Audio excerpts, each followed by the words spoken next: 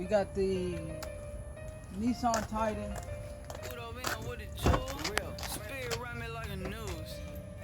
2009 Nissan Titan. What we're going to be replacing here is the upper control arm, lower control arms, inner, outer tie rods, the axle as well.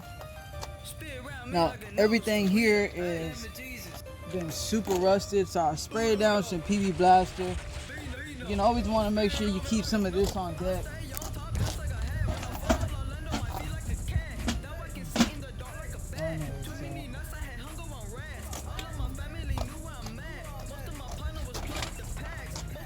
The mobile world, you want to keep some of this PB Blaster on deck right here.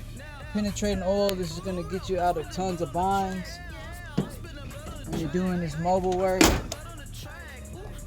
Alright, so these are going to be the axles from CRQ. Seems like a lot of customers like using these CRQ axles. I mean, I know they're way more cheaper than your average.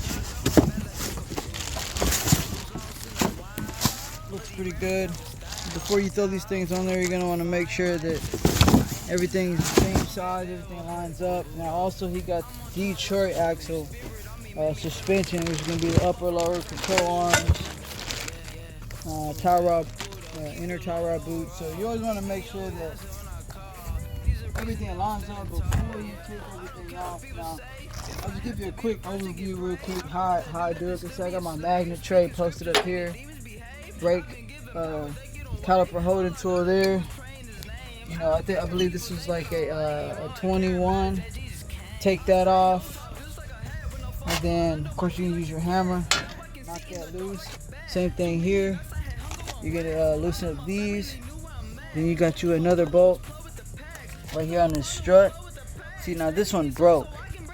It broke, so I had to go get another one.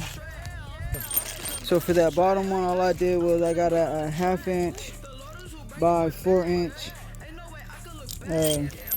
bolt from a hardware store with a nylon lock washer, so this thing won't come off. Alright, so you get this axle out. Now look, this is why this axle is bad. Come in here, look. See off in there? There you go. And they're bad that they have tons of play. Like I can literally just pull this out of there. So since we're changing out the lower control arm anyways, this knuckle's got to come off. I already took the bolt off.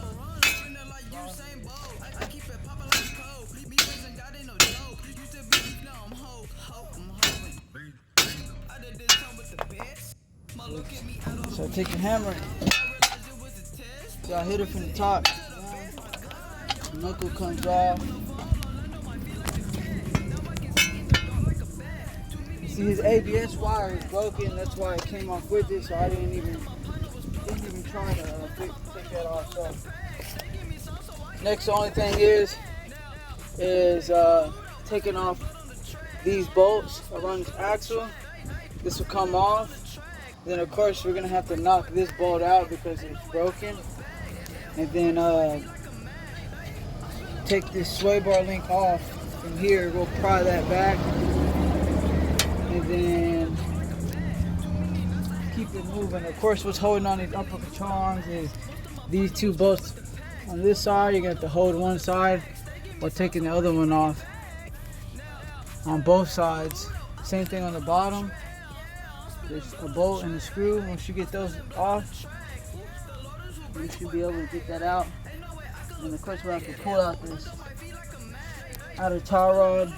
You're gonna count the rotations of this. It looks like I marked it already. I put 12. So that means there was 12 rotations to get it on to where it needs to be.